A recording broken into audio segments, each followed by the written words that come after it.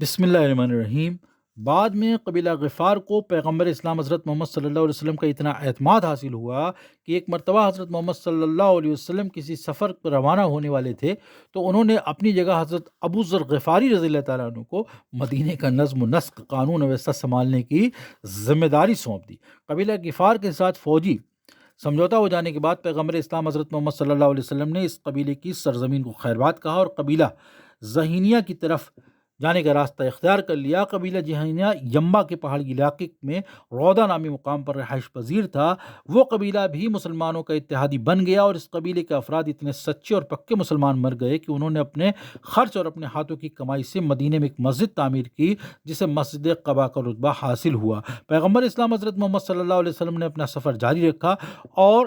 بنو مدلیج کی سرزمین میں داخل ہو گئے۔ یہ وہی قبیلہ تھا کہ جب حضرت محمد صلی اللہ علیہ وسلم مکہ سے مدینہ کی طرف ہجرت کر رہے تھے تو اس قبیلے کے سربراہ نے آپ کو گرفتار کرنے کی کوشش کی تھی تاکہ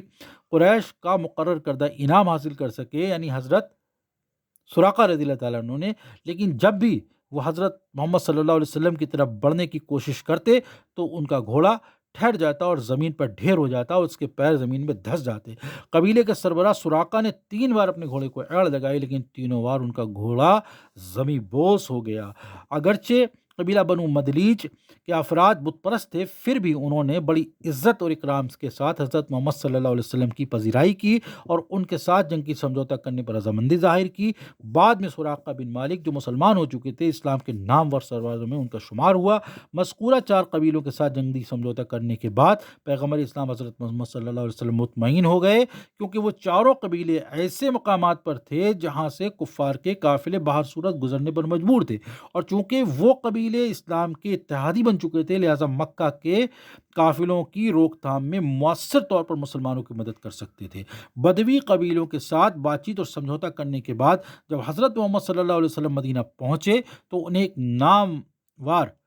ناگوار واقعہ سننے کو ملا، اور وہ یہ تھا کہ ان کی غیر موجودگی میں کچھ اونٹ سوار جو تیز رفتار اونٹوں پر سوار تھے ابن جبیر نامی شخص کی قیادت میں مدینے پر حملہ آور ہوئے اور کئی گھروں کو آگ لگانے کے علاوہ مسلمانوں کا مال بھی لوٹ کر لے گئے۔ بعد میں پتہ چلا کہ ان لٹوروں کو بنو قریش نے بھیجا تھا۔ اس حملے کے بعد پیغمبر اسلام حضرت محمد صلی اللہ علیہ وسلم کو اندازہ یہ ہو گیا کہ مسلمانوں اور بت پرستوں کے درمیان عنقریب بڑی لڑائی چھڑنے والی ہے۔ مدینے کے حدوں سے گزرنے والے مکہ کے قافلے اب اتنے طاقتور ہو چکے تھے کہ مسلمانوں کے اتحادی قبیلے ان کا راستہ روکنے میں مؤثر کردار نہیں ادا کر سکتے تھے، کیونکہ ہر قافلہ اوسطاً 2500 محافظ سپاہی اپنے ساتھ لے کر چلتا۔